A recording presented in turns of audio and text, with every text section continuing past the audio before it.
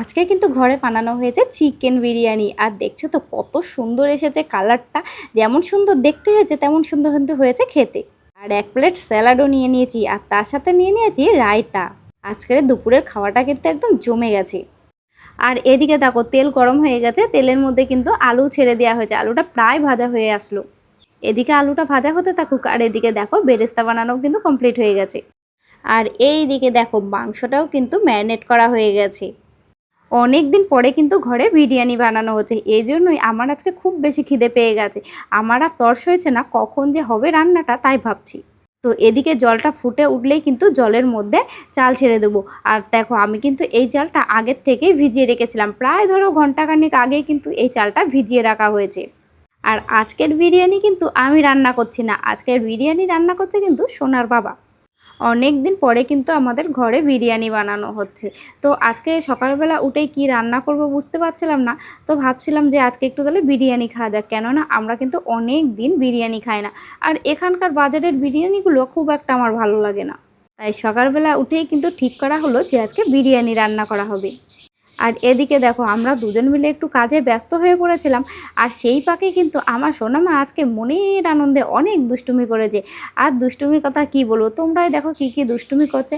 আমি যেহেতু একটু বাথরুমে গিয়েছিলাম স্নান করতে, আর সেই ফাঁকে তা সে আর কী করবে, তার বাবা তাকে দিয়ে কী শান্ত করবে, তাই একটু ময়দা দিয়ে দিয়েছে তাকে খেলা করার জন্য। আর সে ময়দা নিয়ে দেখো মনের আনন্দে গায়ে মাখছে। আর এইটা দেখে আমার আজকে খুবই মাথা গরম হয়ে গেছে, কেন জানো? এই একটুখানি আগেই আমি সোনাকে স্নান করে পরিষ্কার করিয়ে ধুয়ে গেলাম, আর এসে দেখি সোনামা এই দুষ্টুমি। তো যাই হোক, আজকে যতই দুষ্টুমি করুক আজকে কিন্তু ওকে বকছি না, কেন না বকা দিলেই কান্না করবে, আর কান্না করে কোলে উঠে পড়বে, তখন আর কোনো কাজই হবে না। এই জন্য আজকে সোনার সব রকম দুষ্টুমির ছাড় দেওয়া হয়েছে। সোনাকে সোনার বাবার কাছে রেখে আমি বেশ কিছুটা টাইম গেছিলাম নিজের কাজ করতে, মানে স্নান করতে, তারপরে একটু পুজো দিলাম, দিয়ে তারপরে রান্নাঘরে এসে দেখছি যে আমার সোনামা খেলা করছে একা একা। কী নিয়ে খেলা করছে জানো? এখন ময়দার কোটোটা পুরোটাই পেরে নিয়েছে, পেরে নিয়ে সেইগুলো মনের আনন্দে গায়ে মাখছে, সারা গায়ে আজকে ভর্তি করে নিয়েছে ময়দা মেখে। এমনিতেই সোনামায়ের একটু একটু কাশি হয়েছে, তার মধ্যে দেখো এই দুষ্টুমি করলে গা না ধুয়ে রাখা যায় বলো? আর ওকে এতবার দিনে গা ধোয়াতে হয়, মনে হয় 3-4 বার ও স্নানই করে নেয়। আর এতবার গা ধোয়ার কারণে সোনামায়ের বেশ কিছুদিন হয়ে গেল একটু ঠান্ডা লেগেছে, হালকা হালকা কাশিও হয়েছে, আর সেটা একদমই কমছে না। আর এই রান্নার জিনিসপত্র নিয়ে সোনা কিন্তু খেলাধুলা করতে ভীষণই ভালোবাসে, আর ওকে না দিলে ও খুব রেগে যায়। আর এইটা দেখে তো আমি অবাক হয়ে গেছে, দেখো কিসের মধ্যে বিরিয়ানি স্টিমে দিয়েছে। তো স্টিমে দেওয়ার মতন তেমন একটা কিছু নেই, সেই জন্যই কিন্তু এইভাবে দেওয়া হয়েছিল। প্রথমে একটা তাওয়া বসিয়েছে, তারপরে একটা সসপ্যান বসিয়েছে, সসপ্যানের উপরে ভালো করে ঢাকনা চাপা দিয়ে উপরে কিসের ভর দেবে তাই একটা পাত্রে জল দিয়ে বসিয়ে দেওয়া হয়েছিল। তো বিরিয়ানিটা খুলতেই কিন্তু দারুণ একটা সুন্দর গন্ধ বেরিয়ে আসলো, এটা দেখে আমার এখনই লোভ লেগে যাচ্ছে। তো চলো দেরি করে কোনো লাভ নেই, দুপুরও হয়ে গেছে, চটপট করে বিরিয়ানিটা বেড়ে নিই, তারপরে ঝটপট করে খেয়ে নিই। দেখেছো বিরিয়ানিটা কত সুন্দর দেখতে হয়েছে? শুধু দেখতে সুন্দর হয়নি গো, খেতেও কিন্তু দারুণ হয়েছে। অনেক দিন পরে আজকে কিন্তু বিরিয়ানি খাচ্ছি। আসলে কলকাতায় যখন এবার বাড়ি গেছিলাম তখন 2-1 দিন খেয়েছিলাম, তারপরে ওখানে গিয়ে যেহেতু সোনার শরীরটা ভালো ছিল না একদমই, সেই কারণে কিন্তু খুব একটা জমিয়ে বাইরের খাবার খাওয়া হয়নি। ওখান থেকে যখন এখানে আসলাম তখনই ভেবে রেখেছিলাম ঘরে একদিন বিরিয়ানি বানাতে বলবো। আর এই নানান কাজের ফাঁকে আর বানানো হয়ে ওঠে না, তো আজকে একটু সময় যেহেতু পাওয়া গেল তাই বিরিয়ানি বানানো হলো। তো তোমরাও কে কে আছো যে আমার মতন বিরিয়ানি খেতে খুবই ভালোবাসো? তবে আমার কাছে কিন্তু চিকেন বিরিয়ানির থেকে মটন বিরিয়ানিটা বেশি ভালো লাগে। তোমাদের কার কোন বিরিয়ানিটা খেতে বেশি ভালো লাগে ঝটপট করে কিন্তু কমেন্ট করে জানিয়ে দাও আমাকে। তো চলো দেখে আসি আমার সোনামণি আবার কোথায় গেল, কি করছে। এ কি কাণ্ড, আমার সোনামণি দেখো কি করেছে, এক কোটা বিস্কুট সে ঢেলে নিয়ে বসে পড়েছে।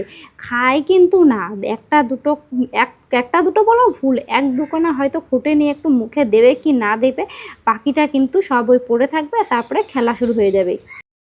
ডাকো আন্নাকে, বলো দরজা খুলতে, বলো তো জোরে জোরে ডাকো আন্নাকে,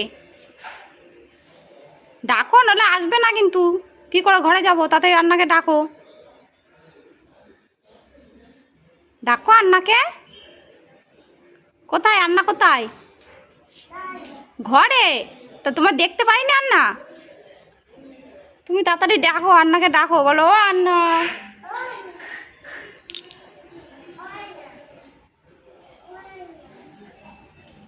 আন্না দরজা খুলছে না, তাহলে আজকে কি আমরা ঘরে যাব না? ঘরে যাব না? যা, এদিকে আসো, আমার কাছে আসো, শোনো। আন্না বন্ধ হয়ে গেছে, ওর জন্য আর খুলতে পারছে না।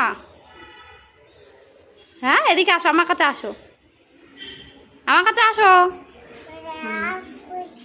ওটা আবার কি করছো? তোমার হাতে কি দেখি? হাতে কি ওটা? খাবা? কই দেখি, এটা কি জিনিস? এটা কি জিনিস? হ্যাঁ, এসো না শোনা, আজকে বাবা কি এনেছে রে বাজার থেকে? তুই গেছিলিস বাবার সাথে বাজারে? হ্যাঁ, কিরে, বাবার সাথে বাজারে গেছিলিস? কি কিনে এনেছিস বাবার সাথে বাজারে গিয়ে? হ্যাঁ, জোরে বল, আমি শুনতে পাচ্ছি না। সবজি? আর কি কিনেছো? আলু। আর কি কিনেছো? নিবু। আর কি কিনেছো? হ্যাঁ, আর মাংস কেন নি? মাংস কিনে চাও? আজকে বাবা কি রান্না করবে রে? হ্যাঁ, মাংস দিয়ে কি রান্না করবে জানিস তুই? বিরিয়ানি। কে খাবে বিরিয়ানি?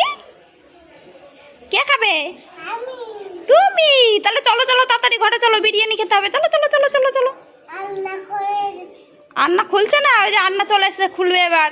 চলো, ওই দেখো আন্না দাঁড়িয়ে আছে খুলে দেবে বলে। চলো চলো চলো চলো চলো। হ্যাঁ, ওইটা নাও, ওইটা নাও, পাপড়ের প্যাকেটটা নাও, পাপড়ের প্যাকেটটা নাও। ওই দেখো খুলে দিয়েছে, দাঁড়াও, আমার সাথে যাবা।